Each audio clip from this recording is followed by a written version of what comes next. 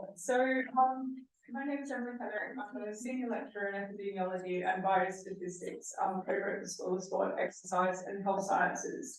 And the first slide I'm bringing up is a documentary series that some of you may know that is actually available via ITV, X, if anyone hasn't seen it before.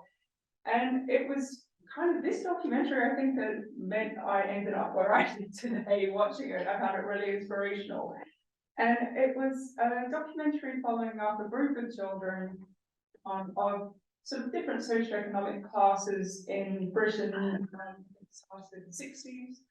I had certain children growing up in very poor areas, certain children growing up in very wealthy areas. And they were followed up over time to sort of see the way in which their life changed over time. So I think this really got me interested in social epidemiology. That is the idea of how a social environment impacts on the way that we grow and develop through life.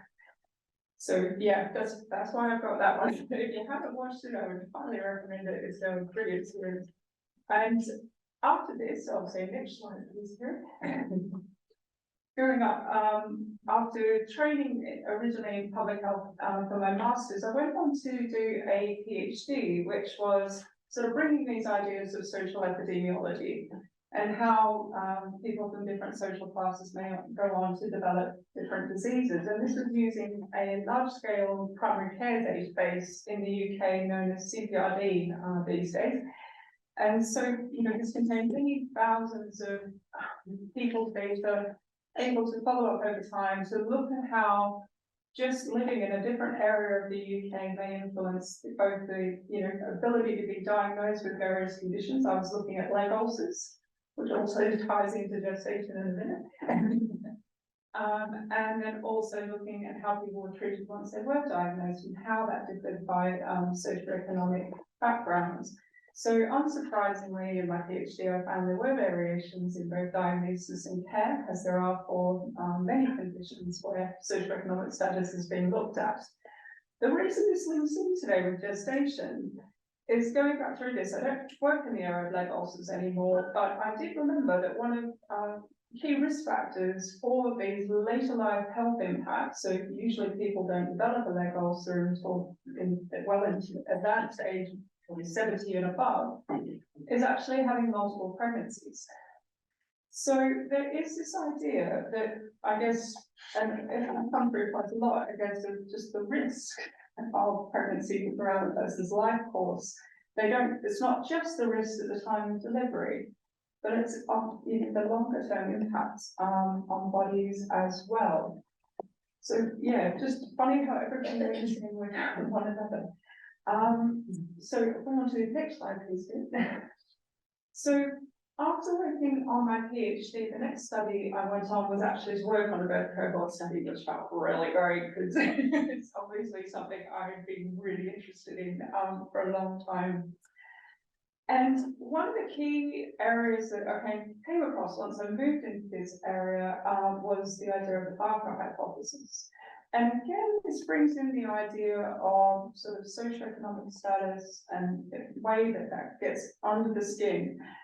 And what this very influential study that David Barker, he was an epidemiologist at the University of Southampton, sadly passed away a few years ago, but his work was very influential. And he used as a proxy of kind of, I guess, health of infants, looking at the rates of deaths in infancy in early start of the century, and then looking at this at those same areas but doing higher rates to look at deaths by heart disease. And this was quite heretical research at the time, because there was really this idea with heart disease particularly, that it was something that highly stressed executives got. It was the rich people. That's where all the fear was around heart disease, that it was something impacting on rich people. So people didn't really believe this when it first came out. It's just an affectation of data. But then other people did research, and he brought in the idea of birth weight as well. So looking at the children who survived, but then looking at birth weight in these areas, which also have a socioeconomic gradient to them, and finding very similar findings. And these findings have been repeated in, globally, really.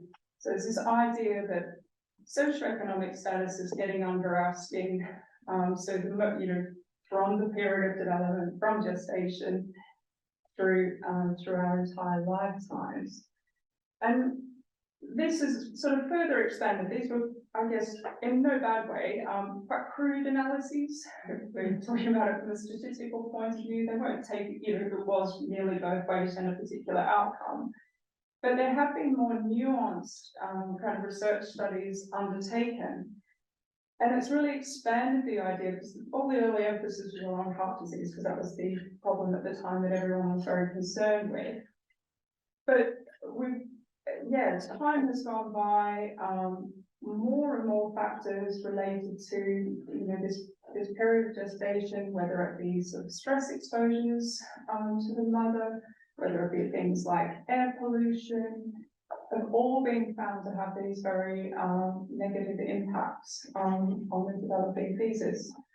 So it continues. And I guess what also really challenged, which again was quite heretical at the time, was this idea that maybe there's more plasticity. I think that there'd been like this idea that sort of children came out fully formed and there wasn't much going on. They're almost the idea of the parasites, I'm sure, more people on the panel and more expertise on this, but there was always this idea that the fetus was a bit of a parasite on the mother and it sucked away all the goodness and they weren't so at risk. But there was this idea that actually, there is more plasticity, that the responses to the environment can really change things, both during development and then also after birth as well. So this led into areas like epigenetics and this idea that, we're not just fully formed with all the genes we have, but it's actually other exposures throughout our lifetime that can switch on or turn off genes and really change the way it develops. And although it got me thinking, because a lot of this research was only possible because of routine data. And one of the greatest sources, I suppose, of routine data for this work was birth records. And being inspired, talking with historians in this table, it really prompted me to think, because I'm using routine data for my research, but I often don't think about where it comes from. And reading back through the history of why births were recorded in the first place, it kind of comes back to my social epidemiology leanings. It was about property ownership. So it's this idea that you have to make sure that the right children got the property. So knowing who was baptized meant that you could keep all the resources in the family. So things all come in circles. And the other little bit of history that I learned that was I was fascinated to learn is we are still using in, I guess, a lot of the way that we think about trying to work out the duration of gestation of pregnancy is still based on, is it Neagle's rule? I'm looking at Barry, got the pronunciation right. Was actually developed in 1812.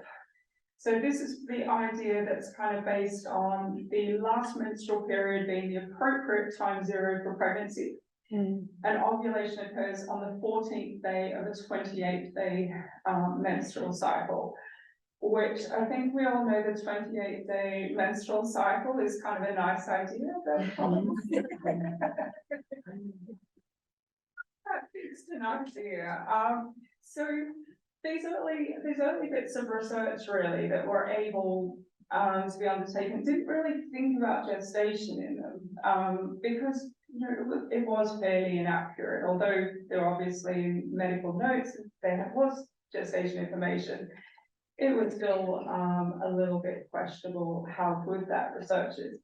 And so some critiques really of this Barker hypothesis now, and I think what's going on that is becoming a little bit more sort of nuanced in our trying to understand what is going on, is actually bringing gestation into this, because it may not be like simply that you're born on low birth weight, but also that your low birth weight for the gestational period that you've been born at as well. And even the period of gestation in and of itself is a lot more of a bigger predictor of health. So this idea of birth weight is only really meaningful in response to the gestational period as well.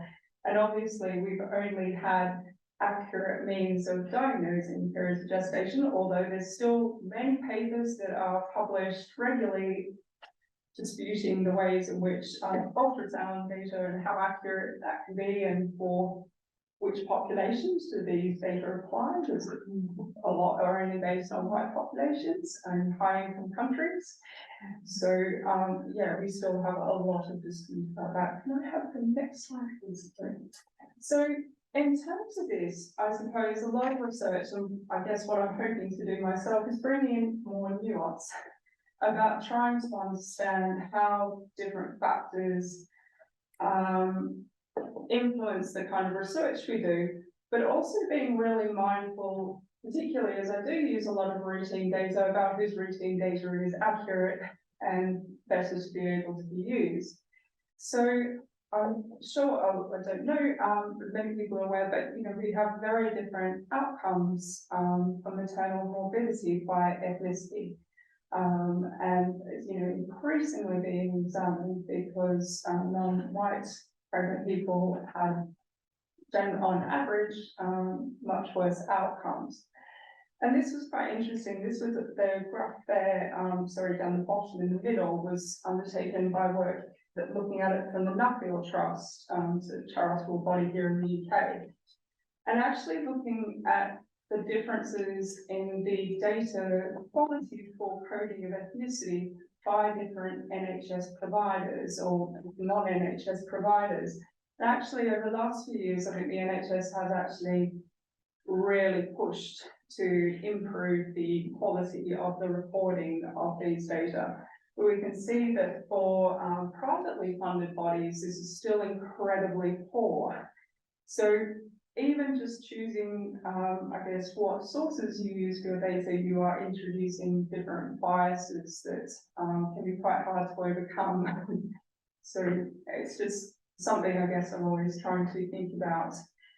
The other area that I guess really comes up a lot in my work is we do tend to look at maternal factors in relation to risk of the offspring because they've been well collected. So I think there's been actually a real ignoring in the literature about paternal factors and how they may impact on risk of offspring as well. So I think, again, it's about whose data is collected, whose data is available, what kind of questions we can consider. And so, yeah, and we also know, again, for risk for offspring, that ethnicity difference is really patterned as well, something to bring in there. So the other area, again, just thinking through, that is increasingly coming up as well, is some of these health conditions during pregnancy.